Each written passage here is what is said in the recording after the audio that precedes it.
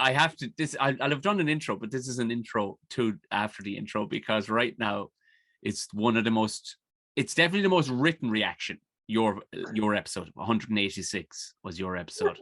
It's the most written. I'll get emojis or something like I crashed my truck into the ditch because of Mickey Bartlett, but your one people physically went.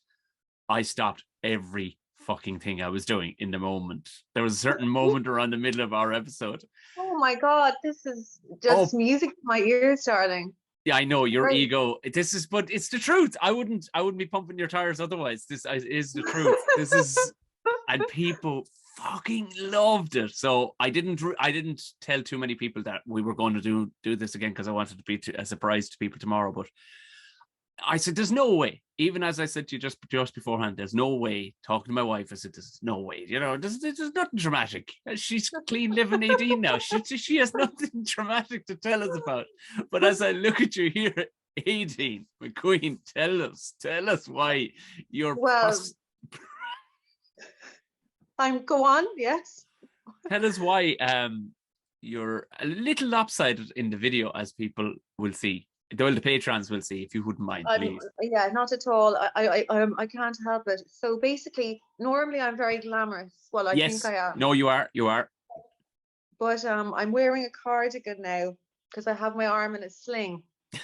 And so yesterday, because I'm so clean living now, I'm such a good girl. I went for a jog. Now, I wanted to do a mini marathon on Sunday, but sure. The last marathon I did was a Netflix marathon, and I decided to go running. And I don't even have runners, I mean, I wasn't exactly wearing high heels, but I was wearing kind of little slip-on shoes. So I decided to go for a run around this little park near where I stay in Dublin. And I was running along, and a stone caught my shitty little shoe. And I know this is probably a good way, like I'm not sporty, so like it's probably a good way of falling, but I just fell on my hand and my shoulder, and oh my God, I mean, my arm, it was like a rag doll. It was just flopping like this, like this, like this.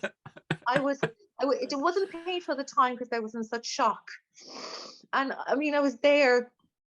And I was on my own, and this very posh man, from the south side was like, would you like some assistance? And I was like, definitely, no stranger danger there. I need some help. So he picked me up, and he thought I might have needed an ambulance, but my sister's a doctor. I don't know if I mentioned that to you by now.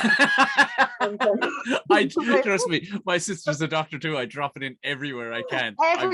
Everywhere. Vicariously, I live through their intelligence, my siblings' intelligence.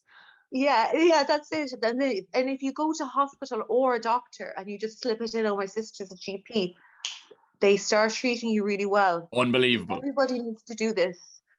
And I mean, they kind of buck up their ideas. Because they're like, oh, what college did she go to?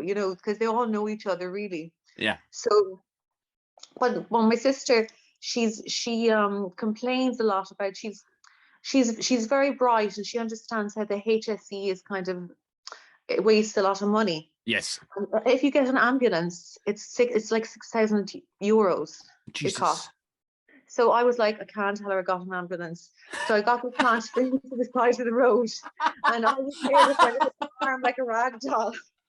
And he waved down a taxi for me, and he was very nice. He paid for it because I mean I was jogging. I didn't have any money. How did you have the presence of mind to give two shits about your sister's opinion on what government money was going to be wasted on? Because they're going to be scraping Anto off the road up the way anyway, like so.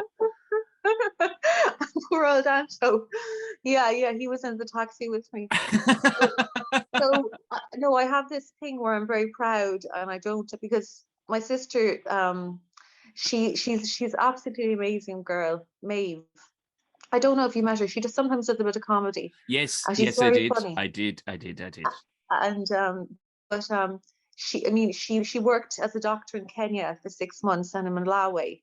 So, unless your head is falling off, she doesn't give a shit, you know? She is ridiculous when you like went to Malawi with her own time. Like, how much do they love her at home? Like, in all fairness, like, I mean, she's just a superstar. Yeah. And then she went and she was a doctor in the Ballyhale, where we're from. Yeah. And they absolutely loved her. And Maeve is very kind of clean living and good. But I noticed that she had a Paddy Power account on her phone.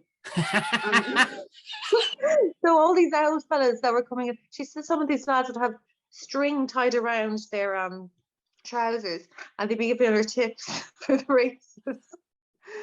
But anyway, I'm getting off track. So I get into the hospital, and in fairness, if you're sick, go to the south side, babe, because I've been in Beaumont before, and you'd be waiting 8 hours. Yeah. Oh no, 100%. It just tip from the top. Go to the Pot Hospital, and I get in anyway, and my arm is flopping around, and they put me into a room, and straight away they gave me a little cup with 2 tablets in it, and I think it was morphine. Lovely. When at AA meetings, there was this man who used to always say, the first time I drank, it was like being kissed by God. So, taking morphine is like getting a blowjob from God. Oh my God. You got a blowy from God in what, Vincent? So where did you go? Or being licked out by God. It doesn't sound like good. No, I want you to get a metaphorical blowy from whatever God you pray to.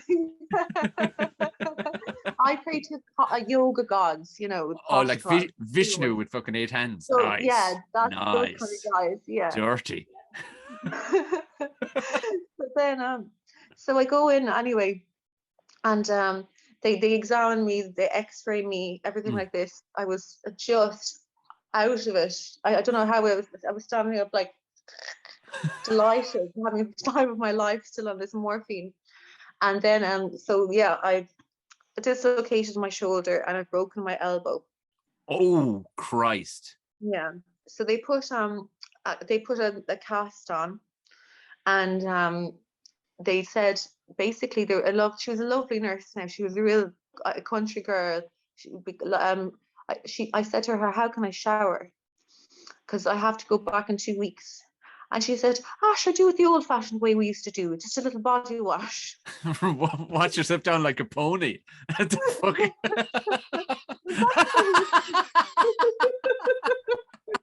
Well, we used to do that when we were like that, when we were growing up in the 80s and the 90s. Like we used to just have a face cloth, and you'd wash yourself with a face cloth every morning before school, and then on Saturday night before mass, yes, you get a bath. And we all shared this, the 3 of us. So I was born in 83, May was born in 84, and Eve was born in 85. And then, of course, contraception was totally legalized, so no more babies for the Darmsters. And it used to be a race to get to be the first one in the bath, and nobody wanted to get the bath water after Daddy, you know, because he'd be working out in the field and everything. So you'd be really dirty. Nobody wants that. No. Yeah, and I mean, can you imagine that? Now everybody showers and stuff, but that was the way, you know. Does anybody bath anymore? Like, I still hear on British programs, because I like watching. We watch British house building programs and whatnot, and they'll often talk about, well, you know, like we watched wedding programs for a brief period prior to the wedding, so you can guess what's coming up next. Like,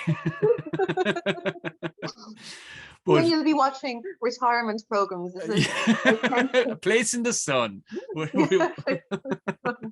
Tom, you're too young for that. No.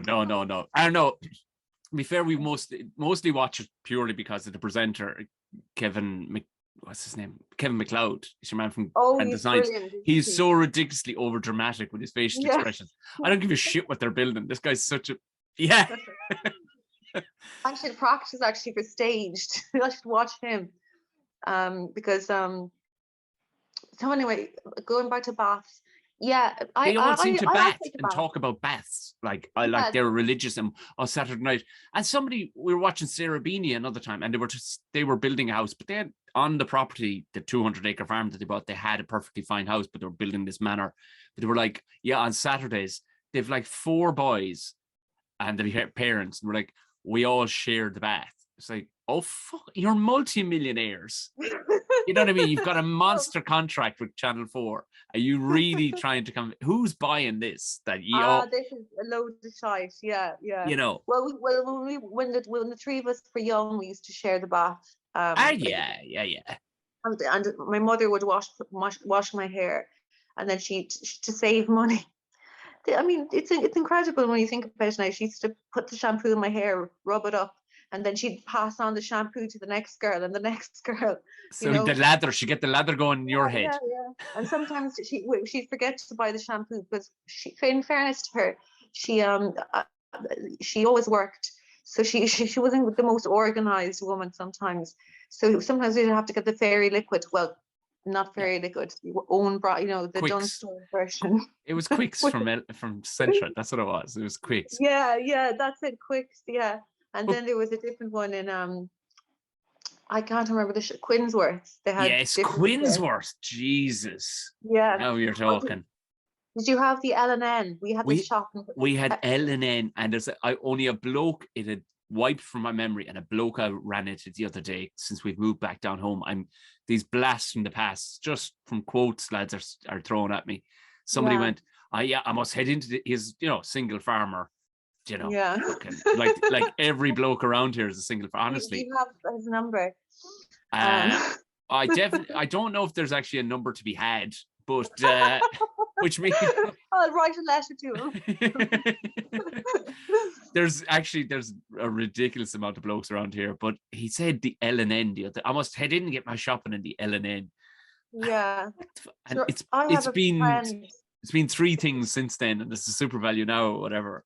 Yeah, I mean, it hasn't been the L&N. I worked. I mean, even when I worked in Super Value, it was Super Value, but everyone called it the L&N. Yeah, and you still have even guys that are 10 years younger than me going into the L&N. I'm like, what did the L&N even stand for? Somebody told me once, and it went out of my. But there was also in Care, our local town. There was I don't know what it was. It had, but it was years ago, like the 70s. It was called the VG, the Very Good. Yeah, I swear to God. And up until God rest my grandparents, up until like last year, when that's still what they called it, popping down to the VG, and would not break for anybody. It was still the VG. Well, I do things like that sometimes now. I mean, I find it. I really have to try I say pounds still, even though I mean euros, and I have to kind of correct myself. And to be fair to you, you spend a lot of time in the UK. I spend you know what I mean, like yeah. And I wouldn't even say pounds. I say £2. Pound. Yeah. You don't have to pluralize pound. You don't. £5. You don't. But at the same time, you're kind of posh. And that absolutely is not you. That's not you at all. Like people like me, commoners would say a pound. But my mother was posh, and she went to boarding school for 2 years, and she lived in France for a while. So she's a French teacher, and the French teachers were always one with a bit of attitude. Yeah, they were always the ones that you fancied. Always and she's worked. Yeah, oh God, they used to be writing Valentine's cards to her and everything. Oh, she got in trouble once. I'll tell you this story. Oh, okay. Now I need to preface this before we go any further that Aideen is actually on painkillers right now. I thought you'd been to a festival, but that's still your hospital tag on your wrist right now. Yeah, I can't turn it off. Of course you can, because your other hand is. Okay, I'll slow down a bit. I'm sorry. No, not that at all. Just in case you say anything defamatory about your mother right now. No. Just in case. No, I'll keep it anonymous. She's told me the story. So she was the first French teacher in St. Kieran's, the big hurling school, yeah. The home of hurling, as they like to call themselves. And St. Kieran's is basically just made out of teenage boy sweat and bottles of Lynx Africa, you know. Yeah. And so they were trying to get rid of Latin, and she got the job as the French teacher, and she moved from Nina to Kilkenny. Oh What yeah. a and Cross-border stuff. Jesus. So the first night she went out, she wouldn't mind me telling the story at all. The first night she went out in the town a few days. She'd moved a week before school started, and she met this very handsome, tall, Italian-looking guy. Because there's some families, in every small town, there's like a few Italian families. There's that always have, like, or there's a few swarthy looking people. Like if you go to West Cork or South Kerry, you'll find swarthy looking blokes, and you're like, somebody pulled up in a ship here a couple of generations back. I would wager that got curly black hair and that sharp nose don't really fit in with the Celtic look. What's that about? Yeah, the old Spanish Armada got in there, and they got in there fast. Yeah, they did. So she goes to what she describes as a disco, and this guy asked her to dance. So she had a few dances with him, and I don't know what's that a euphemism for. And then she had a few more dances with him. I can't remember his name. Let's call him Vinny.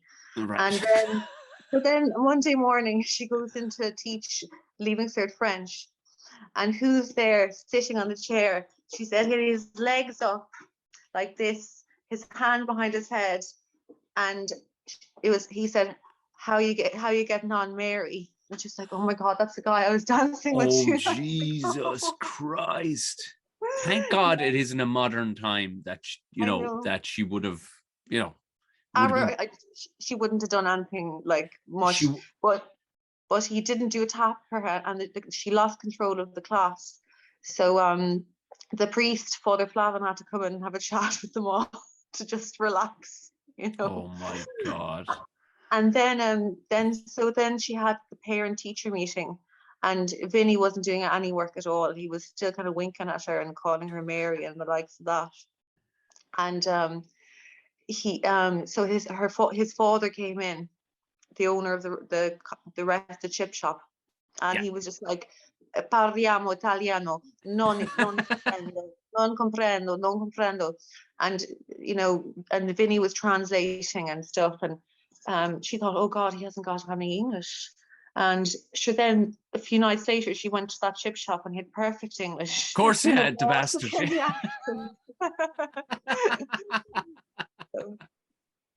But so I'll get back to the accident. So I go to the hospital. Yeah. They put the cast on me, and then the girl tells me I can't wash for 2 weeks.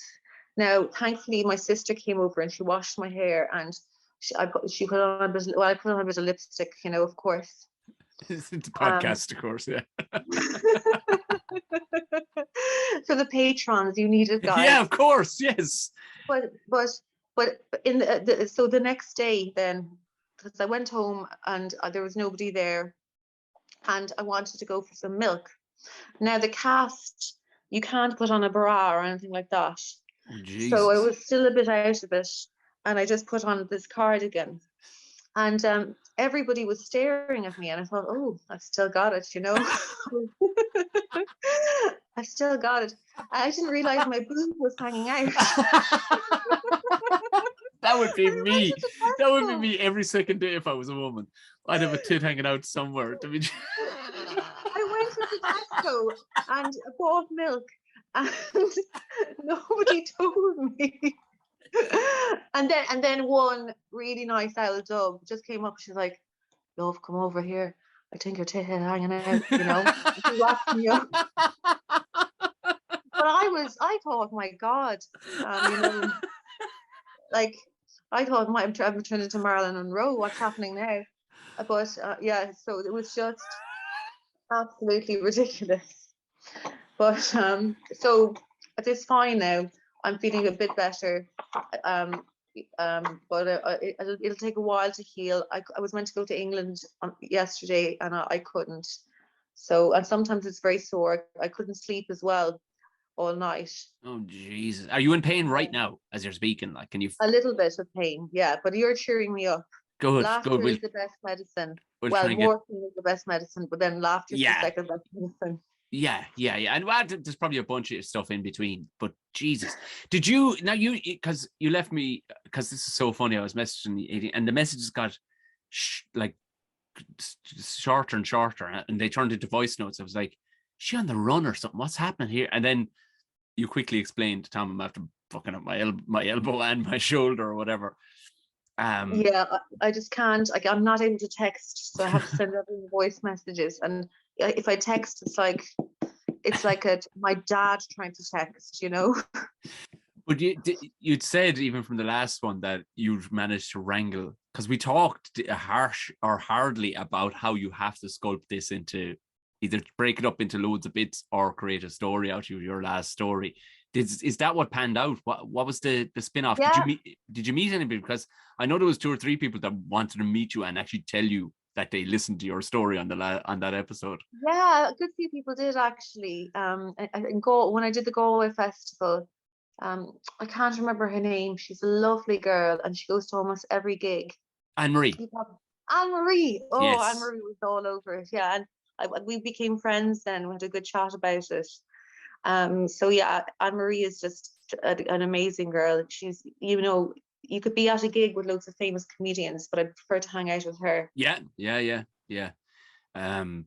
But tell us this: were you able to sculpt something out of it? Because it's too good of a story. Yes. For anybody who's just jumped into this one, go back now, pause, go back, listen to 186, and then come back to where you're at right now. Because trust me, this context won't make sense. But tell us. Yeah, so I've made it into my Edinburgh show. So I'm doing it for the whole month. And I've done a few previews. And I'm doing a preview with Sean Walsh soon, which will be great because he's got a big draw. Yeah. And yeah, so no, I'm really happy with it. It's going very well. I did Leicester Festival, and a lot of women really liked it, you know. So I have molded it into an hour. I'm still working on it a bit. Oh yeah. See, this is the thing. It's going to be such. What I love about the idea of that story is that it's so personal to you, in that it isn't one where we all pander with our jokes to a degree where you're going, will they, you know, what will they find funny, in a sense, with the I suppose the premise of what I'm talking about here. But the reality is this is your straight up story, and it's that good of a story. There's nobody could turn around and go, God, I was bored of that. You can't. It's a whopper of a story. Like, it's not a bad story at all. Yeah, it's pretty good. And I have a little addition to it now. Have you? So recently, I've started working for a green hydrogen company. Okay. I'm a lobbyist now. So you're lobbying, okay. So of course you are. So one of the girls that was also one of the sugar babies. I mean, I was a bit old to be a sugar baby. I mean, I was 32. I was more like a sugar toddler.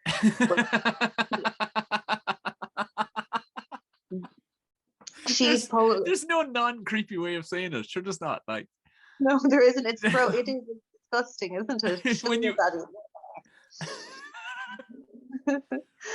So we became friends because she was a Polish girl, but she is still a Polish girl. And she was very dramatic. She's like, all I want to do is make money and really read books for the rest of my life. And she was very ambitious, very clever. So she started this company, and this green hydrogen company. And so she knew me. So she said, can you get some contacts in Ireland? So I thought, okay, who on earth am I going to get? So I emailed loads of politicians, nothing back. Sure, who am I? I don't even have a LinkedIn, you know. And then, but the good thing about politicians is you can go to the clinic, you know. So I just popped into this politician's clinic. I just barged in, and I spoke to him, and he listened. And So they were like really impressed. And it's because Ireland is so small Yeah. that, you know, like one of my second cousins, two of my second cousins were Fianna Fáil TDs. So if you mention that, you're straight in. Do you know what I mean? What? What do you mean, what? So you just barged straight in. Now, did you get him on board? Like, what was your selling spiel to this Fianna Fáil TD? So basically, it's in an area where they used to have a lot of turf, and now they're trying to they need to replace those jobs, and they've got brilliant, right? Yeah, EU money. So he is very interested in that, and I didn't have a clue what I was talking about. I mean, I didn't. That's what I even mean. I mean, you were a research. teacher and a comedian, Yeah. and you just went from selling a gas plant out of the UK to somebody in a turf field in Ireland. Jesus Christ. Like, I mean, I've pulled off some bluffing moves in my day. And it's very, very good money. And it's actually quite fun, you know. I went to Strasbourg and everything to have a meeting with another ex MEP. I don't know why. I suppose I should just keep this kind of confidential, but people will probably guess who some of these people are. And it's amazing. But you know what? Politicians are quite like comedians, because they want to charm, they want to talk. So actually, it's this. You can use the same skills and get there. So meeting people and stuff, I do enjoy it. Now it was hard work as well. I had to knock on a lot of doors and get a lot of people. And at the moment, I can't even write emails. So shit, you can say. I love the idea of you sending morphine-filled voice notes to politicians. Was it that bad? No, it actually wasn't. But what was beautiful was you were so polite at the end. You were like, "Thank you." I know. At the end of all your messages, you were like, "Thank you, Tom. Thank you, and thank you again. Thank you." I know. That's from my mother, and I appreciate it. Yeah, my dad wouldn't be posh at all, but he grew up on a very small farm. He was born in 1945, but he was very bright, and he got his county scholarship to Maynooth to become a priest. Yes, yeah. So he trained for 3 years in Maynooth, and they used to put to make there's a kind of priest voice. That older priest voice. They used to put sticks into their mouths and train them to speak like priests, and all of that. So it's very funny. So then, luckily enough, well, not luckily enough, but his father died. Right. Now, my grandfather was born in 1898. So, Yeah. And he had his time, and my uncle wanted to get married to this woman, but my grandmother didn't approve of her, so he left the farm and he went working as a lorry driver for a year. So then my dad had to leave Maynooth to go back on the farm, but that was probably the best thing that ever happened to him, because he got a degree for free. And then he was able to go. So then in 1968, they brought in free education, free secondary school education. And he said that principals would just arrive at his door and say, "Can you teach in the school?" What?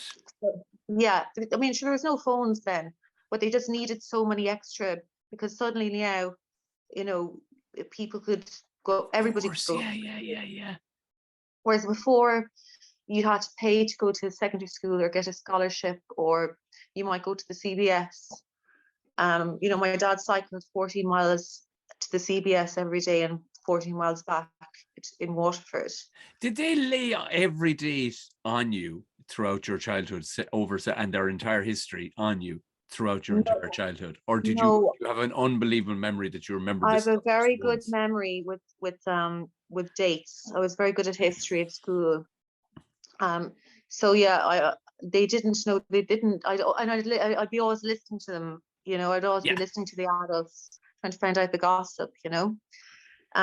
So anyway, he left and he became, he went to Kieran's and he became a teacher, and eventually he became the principal. But it's very funny because back in the home place, in Ballyhale, they all kind of talk like that. They're They do kind of actually. really, Yeah. they're a bit harsh. And there's a bit of that in Waterford too. It's like they're strict. Like they don't really use the diaphragm. They don't use this part of the throat. So my dad, when the phone rang when we were young, because my dad kind of felt guilty that we had a small farm, but he kind of felt guilty that he wasn't always out in Haggard working. You know, he'd often be just sitting down reading a book. So when the phone rang, he always had a rule. It was kind of a joke, but he said, let it ring 5 times. And then when you answer it, be a little bit out of breath, as if you're just running out from the Haggard. And then he would say, if it was something to do with work or somebody posh, he'd be like, hello there, this is Michal. And then if it was his brother or you know, one of his mates, like, oh, how are you keeping? Suddenly the voice changed. And it was like he was speaking a different language. And you know, and so that's why sometimes I do say things like pound and the likes of that, even though, thank you for thinking I'm very posh. Yeah, no, you do give off no, but a nice air, especially the fact that you said so many thank yous. But you're a juxtaposition, like you are a contradiction in terms, which is brilliant, because when you watch your stand-up, you know you're a blackguard and you're messing, because your charm can be read through the fucking carry on and the stuff you come out with, you know, like, you know, talk about being slutty and stuff like that. But clearly everybody, like, and I suppose that's the barrier you break as a comedian too, isn't it? You go, stop fucking believing me, will you? For the love of Jesus, you know, this is all a joke and we're having the crack, like. But you can see, like, at no point does anybody sit back and go, oh, clearly she's as trampy as she's saying she is right now, because you can see that you're having the time of your life up there just joking. Do you know, if anybody wants to go, you put up a couple of great bits, but there's one that I caught first, and it was a bit from a great comedy club in London, Backyard. Oh yeah, the Backyard. Yeah. Oh, I'm glad you watched that. Oh, it was a great clip. One of my tablets.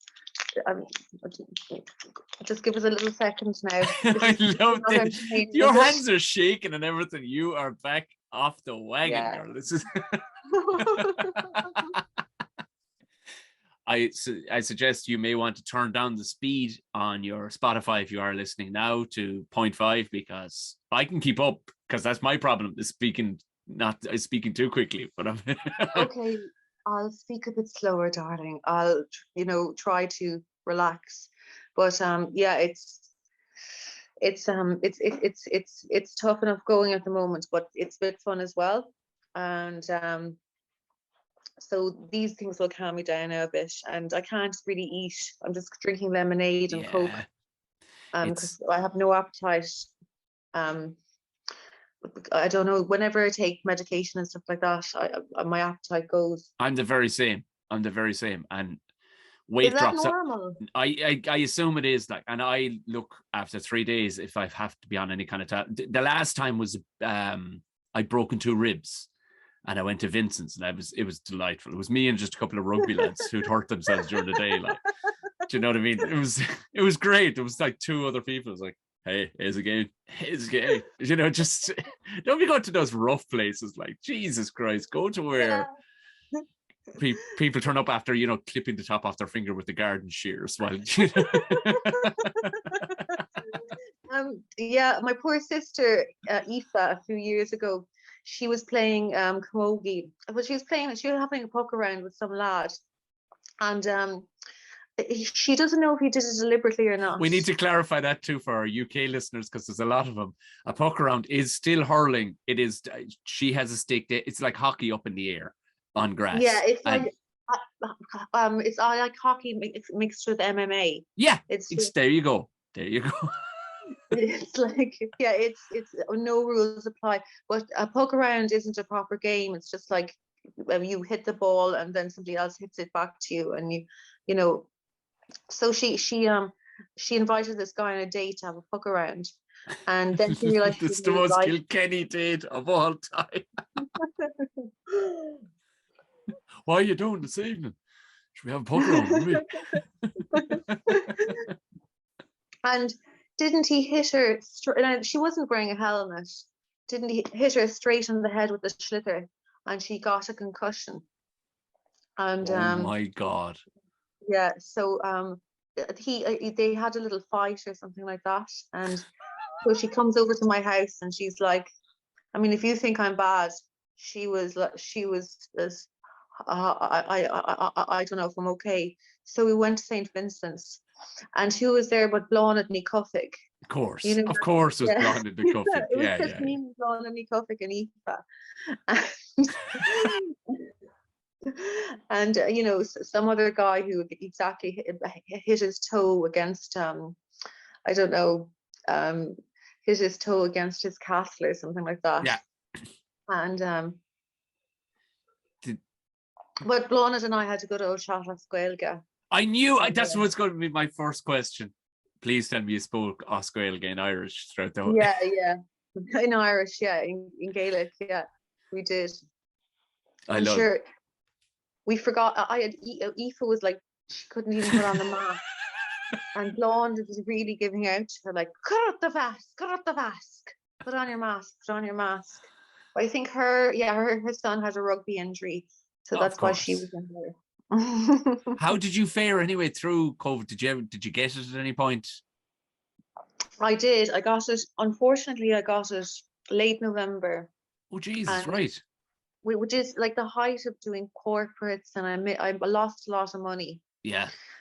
But look, it happened, and it was the first few days I was like, this is nothing, you know, and then I had about 5 days of being really fucked. Did you? But yeah, but if I didn't, I'd still do the gigs anyway. Do you know what I mean?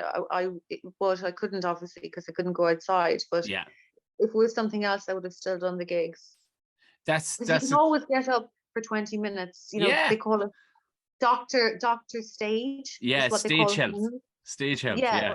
You could go on with literally you could start painting with that left arm. Like that, it's the most bizarre. Sure, I did 3 weeks of panto with those two broken ribs. No way. Yeah. But I'd say you've broken a lot of bones in your time. You seem like somebody who plays a lot of sports. Yeah, well, would you believe? I think I've broken. I don't know. You see, not a lot of stuff broke, but it should have broken. I've had a bone density test. They're quite dense. All right, the bones. It's a family trait, and being raised on goat's milk too kind of assisted that. But I did, yeah. I've broken a few bits and pieces like fingers and stuff like that. But it was always I was never raised with the notion that pain was high on priority lists. So just be getting on. No, offer it up to God. That's what my mother used to always say. Yes, that's a great phrase. That's a brilliant phrase. Or offer to Vishnu, whoever it is, or the yoga god. Yeah. He always offered it up to normal Catholic God. And, you know, I mean, and she'd go around, oh, I have such a headache. And I say, Mommy, take a paracetamol. No, I'll offer it up to God. You know? That's why all the hospitals are religious. They're all just offering up the sickness to God. There you go, God. Big bag of sickness for you there, you know. Mm-hmm. And you back and forth still, or you what are you? I'm back and forth. I'm up and down like a horse knickers between England and Ireland. Beautiful. I should be in England this weekend, but I just wasn't able. I mean, you know, Dr. Stage, but I'd probably say mad stuff. I don't know. So I've got the Cat's Laugh, and I've got the other festival coming up. I'm trying to think of the name. It's a Wild Roots or Wild Roots. That's yes. it. Yeah. So I'm going to have to try and I've got a friend who's going to drive me, and you know, but the Cat's Laugh is Kilkenny, where I'm from, so it'll be all right. You know. Yeah, you have to be there. Yeah. Yeah, you have to be. Yeah, I'm not doing any festivals this year. It was yeah, I was kind of looking forward to it, but it was like I got the email that I had a feeling was coming anyway, even though it was promised one or two large ones, kind of going, no, no, no. You Well, you don't fit the criteria. And they gave me the criteria. And I went, well, like fucking nothing I can do about that. I wasn't I wasn't born any of those things. So all right, fair enough. Fair enough. it is an absolute advantage to be a woman, because Oh I mean, yeah, yeah, yeah. I see myself at the same level or a little bit lower than certain comedians. I'm getting things that they're not getting, Yeah. and you know, and they always have to have a woman. Now I am good, and That's but the Ara, that's the thing too. You are good and you work hard. You know what I mean? You could see anybody wants an idea of how good you are, watch just go and watch that backyard clip. Like you absolutely fucking rip it asunder, like.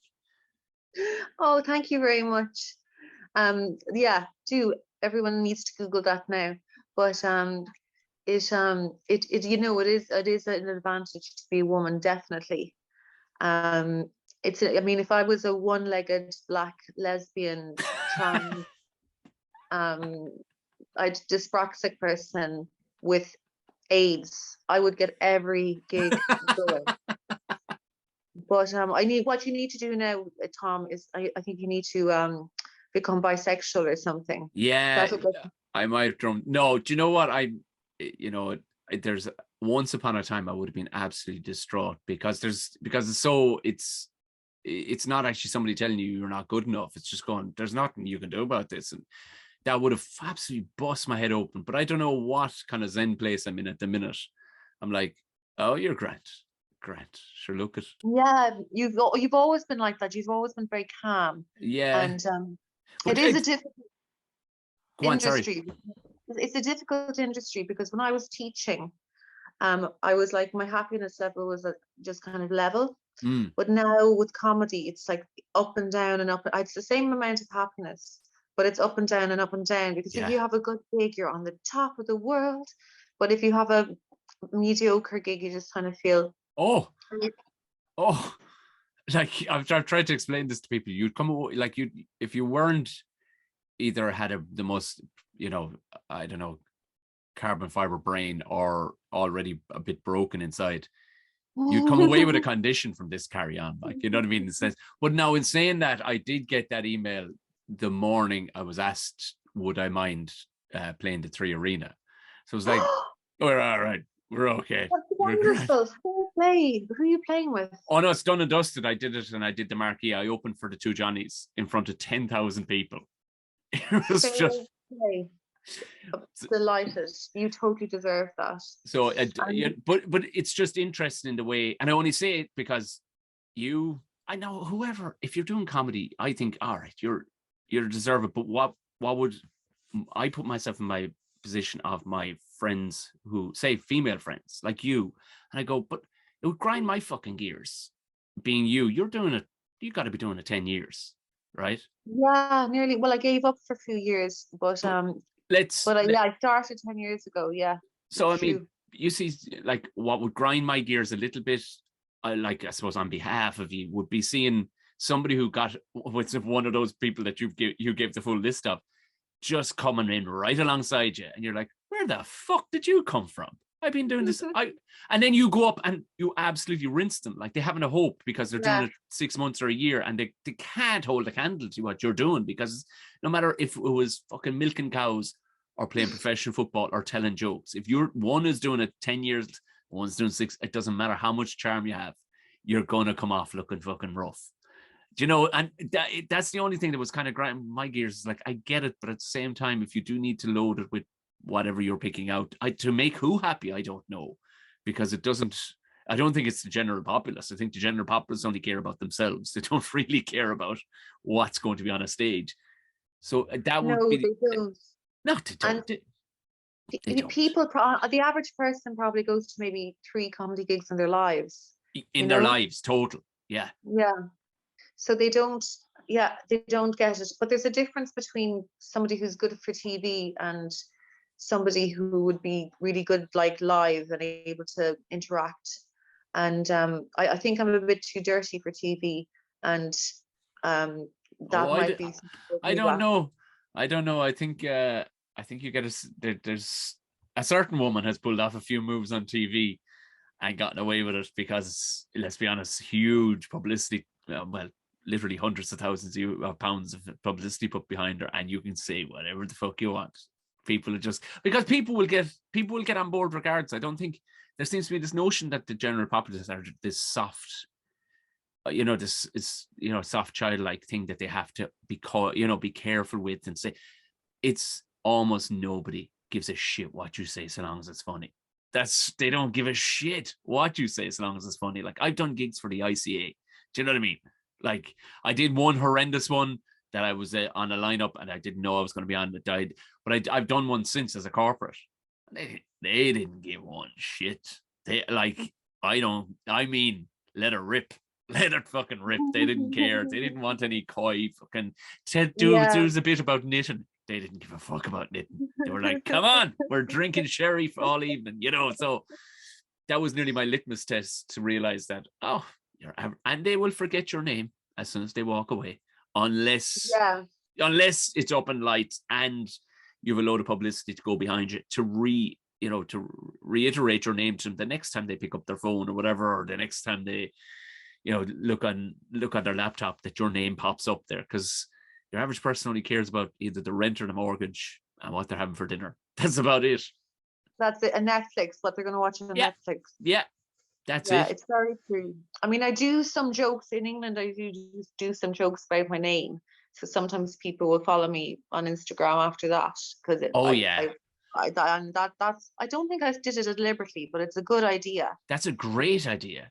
I have noticed I noticed that, and I crowbarred it for a while, and then I was like, my name isn't that interesting that I crowbarred it. But I've spoken the third person, somebody, telling a story of how somebody, and you'll notice people kind of go, oh, so that's his actual name, because they don't hear it. Especially, well, they can't pronounce O'Mahony when I'm in the UK, so it's all the fucking one, whatever. I can imagine O'Mahony, like in that, what's that film? Police Academy. Police Academy. Yeah.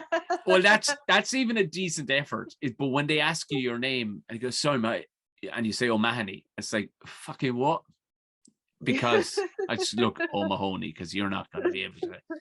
They'll just, it's not in their dialect. They can't work. It's not in the Rolodex. Sure, it's not, like certain names. It's not. No. I mean, Gallagher, that's one thing I can't say. Dylan Moran, I'm like, who the fuck is he? It's Dylan Moran guy. Yeah. But I mean, I met a guy. I mean, I had a few guys, a lot of guys really. But that's a great line. That's a keep on to that. That's a great. I met a guy. And it would be probably easier to tell you the guys that I didn't meet than the guys I've met.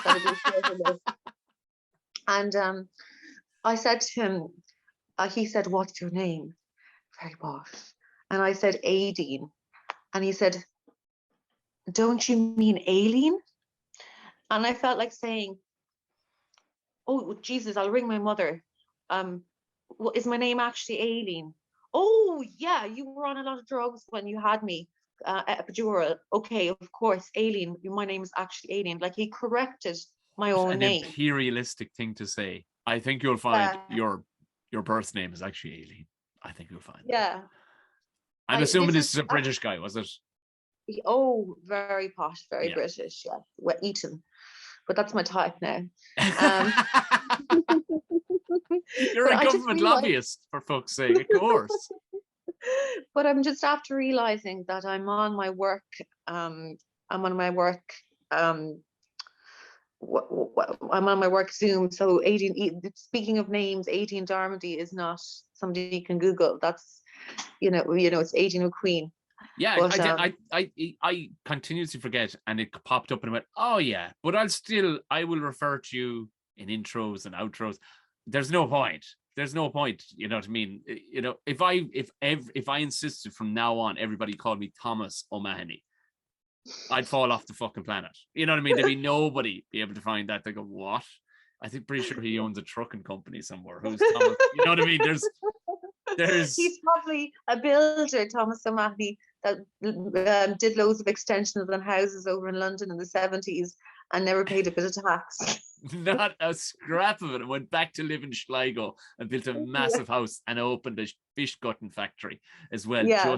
just with the last of his cash. No planning permission, never. No, Just not keep a living. not a bean of it. But I looked when I was looking up because I wanted to get in because I put up a little picture on it because you gotta when you upload it you gotta put up a picture, and I like to. Some people just put up their own logo continuously when they have a podcast, but I like to put up an actual picture of the people to put a face and name. And I looked it up, and you had some great pictures done since the last time I looked you up. You some like brilliant, like you were in a red dress and one. It was cool. That was very, very cool. Where was that one taken? Yeah, that was my pre-COVID body. That was about 2 years ago. You're fucking shredded. I was going to say that. Jesus Christ, were you working hard or just I a w- lot yeah, of I was. cigarettes, or what was it? Because I need to know the secret. What was I doing? I was doing intermittent fasting. Oh now. Mhm. So what So would you go 12 hours between or 16? What would yeah, you? I try to get up to 16, but that's hard. But if you can get up to 16, it's great because you feel really kind of almost in bliss. Now, And when does the anger wear off? Because it'll come to a certain stage in the day, Aideen, where Tommy has to have a sandwich or something because I can't be spoken to. I have a child's brain when it comes to as that the I suppose the nerves that link the stomach to my brain. Once the tankard starts to run empty, is there a barrier of 3 days where you finally don't feel hunger the same way a normal everyday person would feel hunger? What's the crack? I think there is. I think there is a few days, and then you get used to it. But then I just Right. got sick of it because it's so antisocial, and somebody says you want to go for lunch, and you're like, no, I'll just drink some water, like Arthur. Oh, you're that bollocks, right? So I was, but only for a little bit of time. But yeah, and that picture of me is very airbrushed as well. I don't even look like myself. I look like my Californian cousin that might have done porn. Like it's like it's very misleading. Like I don't think it's, but there's this photographer that does all the photos in a lot of the photos for comedians, and he just kind of airbrushes everybody. Everybody looks like a Barbie doll, even the men. Well, yeah, So when I mean, it's not like he was taking a picture for your LinkedIn profile. He was taking a picture because you're a fucking professional performer. Like, if you want to be utterly organic, take a picture of you on the toilet with your phone. You know what I mean? So there's nothing to be ashamed of in that. It's absolutely, if there is airbrushing going on, because on the day too, you could have an old spot or a blemish, or as I do, I get really red ears from time to time. Because I think all the nerve endings are absolutely shot on them. Like, I have no feeling left in my ears. So they get really red when I'm outdoors. I don't know why. And every time if I'm on TV or anything, like, Jesus, we're going to have to use a lot of makeup on just his ears. Because they just glow sitting there. And at the beginning, I was like, let my ears be. I will have nothing there. My ears. And after a while, I was like, oh, absolutely. God, I've seen them. Actually, please. yeah, because on TV you have to really up your game. I did the Virgin TV thing with the Crackdown, that comedy club Very there good, last yeah. week. Yes, It was great. yeah. It was absolutely fantastic. But it's low budget. So they asked me to do the makeup. And my only qualification is that I'm a woman. But I had to keep going. I had to keep going. Like, the girls did their own makeup, and I had my hair done and everything. But like it's very funny. Yeah, like I had to get all the different shades of makeup for all the different guys, and I kept dabbing them with powder brush, before they went on stage. They were, I mean, I was like, I really turned into like an Irish mammy now. Oh, you're getting a bit shiny there. Oh, we better put a bit of concealer now there, little spot there, But the likes of Joe Rooney and Pat McDonald, they're so used to getting makeup. So they actually told me what they needed, Like, I need this here, yeah, a bit of powder here. They knew they were better than me. I just thinking when you said Pat McDonald's forehead, like, how did you have to go out and get more for his Oh my head. God, it There's does half an feel acre of American forehead powder. there now. But I mean, we had a laugh about it. But yeah, I really had to and keep daubing him, you know. And then it was just it was good. It was good crack. It was I'm fun. gonna freak you out because it just popped into my head. This is going to you'll go. That is the most un-Tom thing I've ever heard. There was a period, 18, that I was on telly so often, doing like talking head stuff, and just making an appearance, that I actually had my own kind of makeup. I had my I had. Well, you have to. You have to. It was Gordon Hayden from Virgin. He was like, you have to, Tom. I'm at this the whole time, and she could be out in the fucking field. And I went, fuck that. And then when I was going to these things, and I was like, there won't be an option to have makeup done, but Jesus, my shiny ears, Natasha, we're going to have to. She go, Jesus Christ, Tom, this is good gear I'm putting on your ears, fucking ears, and your big forehead of yours. Like, she could let me just get something very simplistic that you can splash on your face, like the camouflage, the camouflage stick that boys used to get when they were small. Let's just get you something like that. And I did, and I remember sitting in the car. We were doing something out in Causey Farm, and I sat in the car and I looked at myself in the mirror, kind of going, "This is where you're at now, Tom. You're putting But it was far from that. You were rare. This is exactly what it is.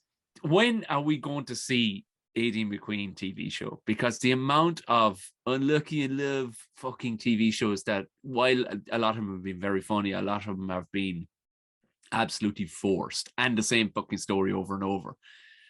I'm not joking with you. There is, but given the litmus test of my little podcast, of the amount of people that they were like, this shit, I like telling it on stage is one thing, but this needs to be developed. And now we spoke to the universe on our last episode, and we said, Aideen, this needs to become a show.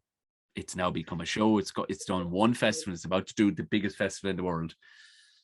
Next, we're asking the universe, and I guarantee you, we'll have you back in 50 episodes' time.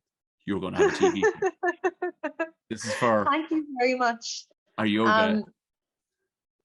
Our yoga god. I know. Catholic God, any God, whoever's up there, Vishnu, Muhammad, Allah, Allah Akbar, go on for it. But yeah, no, it would be great, but I have to really hone the show. Yeah, oh yeah, yeah. And then I will probably try and pitch it as a TV series, kind of a Fleabag kind of thing like that. Oh yeah. But I mean that I can only concentrate on one thing at one time, really, and I'm so busy. I just gonna do the show, and if it does well, then I can continue and do a bit more. I think I there's such a, to just wrap your teeth around. There's such a good story in that. But along then, just being classic 18, just goes out running in a pair of normal shoes and busts herself and breaks like classic. Before I leave you go, you're laid up now. Are you able to work? Are you able to lobby, or are you going to just smash some of the classic? I'm not really able to do much work at the moment, but it's not too bad because in England at the moment they're having the Queen's Jubilee. Oh yeah. It's got 4 days off, so I don't have to do anything at the moment. You must be raging missing it, are you? To be fair, you're not anti-British, although you are very good at pointing out their ridiculous Britishness. And when you meet, I used to be very anti-British when I was young. I was really up to that. Yeah. Like let's watch Michael Collins again on video. And but English people are very, very nice. In general, it takes a little bit more to get to know them. Yeah. Because London is so big, and they wouldn't chat to you the way the Irish people would. But once you get to know them, they're very, very sound. I've always found that. Almost, you're kind of nearly, Jesus Christ, you really like me as a friend. Wow. Yeah, but it takes about a year. It takes a year for them. Does it? Yeah. Yeah, when I was teaching in England, I mean, because there were so many substitute teachers coming and going, nobody really cared. Yes. And nobody gave me any attention. But after 1 year, the secretary was Colette, and she was this, big, strong Jamaican woman. And I remember once I really fecked something up. I didn't put in a report or something like that. And she defended me to the death. She lied for me, no problem. And then they would come to my gigs and everything. Yeah, just so yeah. But it took a year before people kind of trusted me, or because they're so used to people coming and going, and yeah. So I think that's what it is.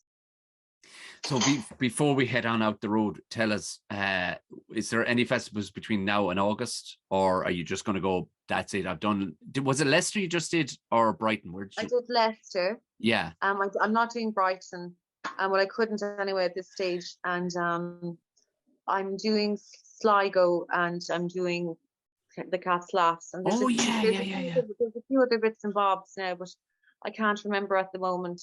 But you are. What's the title of the show anyway? We need to know the title. Sugar Baby.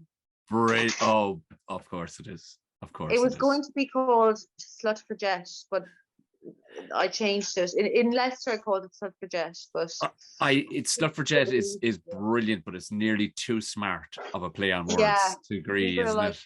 Yeah, it's a bit too much. So it's called Sugar Baby. Brilliant. Well, I personally can't wait to actually see it, and I can't wait to have you back in 40 or 50 episodes time till you have your own TV show. And I'll play the guy, the pizza fella, or whoever if you need. It's definitely fine. I have my own makeup, Aideen. Sure, we'll make it on the phone and enjoy it. It'll be grand. Perfect. Well, I'll let you get back to your drug-filled bliss and Netflix and whatever other brilliant things you'll be up to. Aideen, this has been an absolute joy once again. Thanks a million. Thank you so much. I love doing your podcast. It's such good crack.